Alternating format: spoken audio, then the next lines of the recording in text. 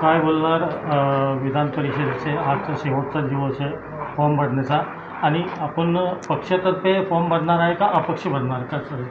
मी अपक्ष फॉर्म भरणार आहे आणि माझी तयारी एक 6 महिन्यापासून या नगर परिषदेचे प्रत्येक भेटी आणि या विधान परिषदेचं इलेक्शन याच्या अगोदरही मला अनुभव आहे आणि मी मोठ्या प्रमाणात लढलो आहे. म्हणून मला प्रत्येक नगरपालिकेचा अभ्यास आहे आणि प्रत्येकाशी माझे वैयक्तिक संबंध आहे. आता भाजपचं तिकीट आज डिक्लेअर झालेलं आहे आणि आम्ही आज 11 वाजता फॉर्म भरायला जाणार आहेत. आणि जेव्हा ही भुसावळ शहरात मी माझ्या सहकारी मित्रांना जिल्ह्यातून बोलवलं, मोठ्या प्रमाणात मला पाठिंबा भेटला आणि येत्या पहिल्या मीटिंगमध्ये आमचे 109 नगरसेवक एका ठिकाणी आले आणि त्यांनी एक मताने सांगितलं की भाऊ आपल्याला लढायला पाहिजे. आणि त्या पद्धतीने पूर्ण ताकदीनिशी या मीटिंगनंतर जो आठवडा गेला त्याच्यात प्रत्येक नगरपालिकेशी संपर्क करून प्रत्येकाशी जे वैयक्तिक संबंध असतील, जे नगरसेवक असतील, जे कॉपचे नगरसेवक असतील, प्रत्येकाशी भेटीगाठी माझ्या चालू आहे. अजून यांची सुरुवात झाली नाही आहे. माझा अर्धा राऊंड होऊन गेला मतदारसंघांचा. या जिल्ह्यात प्रत्येक ठिकाणी मी जाऊन आलो आणि माझे 40 वर्षापासनं मैत्रीचे संबंध या जिल्ह्याच्या नगरसेवकांसोबत आहे आणि मला विश्वास आहे की एक मित्र म्हणून मला या जिल्ह्यातून मित्रांचं सहकार्य भेटेल आणि मोठ्यांचा आशीर्वाद भेटेल आणि मीच निवडून येईल. भाऊ, आज आपल्यासमोर मोठं आव्हान आहे. एकीकडे भाजप आहे तर दुसरीकडे शिवसेना असेल व महायुतीच्या मित्रपक्ष असेल व आघाडीचे असतील. कसं बघतं याकडे? आव्हान घेण्यावर असतं. आम्ही चौधरी परिवाराचे लोक तर आम्ही आव्हान जीवनात भरपूर घेतले. आता तुम्ही बघितलं असेल मागचं इलेक्शन झालं भुसावळला, तेही मोठं आव्हान होतं.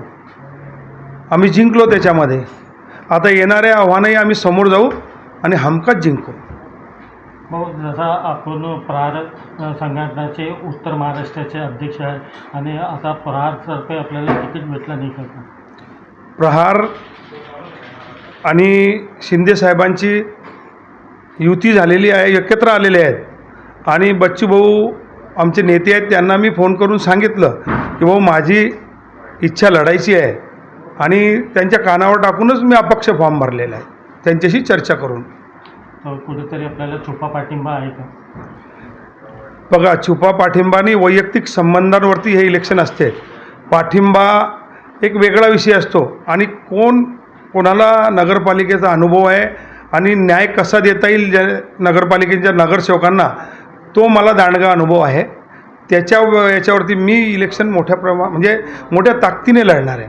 आणि मला छुपा पाठिंबा म्हणजे बोलून नाही सांगत, पण कमीत कमी 400 नगरसेवकांशी माझ्या आतापर्यंत संपर्क झाला आहे आणि मला विश्वास आहे की मी जिंकेल.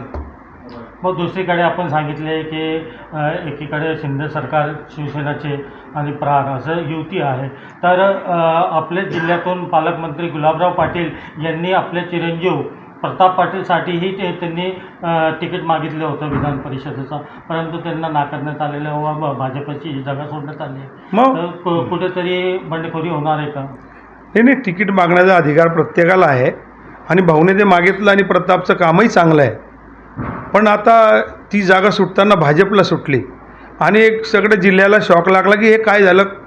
एक वेगळंच तिकीट जसं भेटलं तर वेगळं नाव अगोदर पुढे आलं आणि लगेच दुसरं नाव पुढे आलं. ॲक्च्युली तसं पाहिलं तर माझे संबंध यांच्यासोबतही सगळे मैत्रीचे संबंध आहे. पण केव्हा मैत्रीचे जरी संबंध असला तरी समोरासमोर लढावं लागतं. भाऊ लढतात तर हे तर मित्रांमध्ये लढत आहे.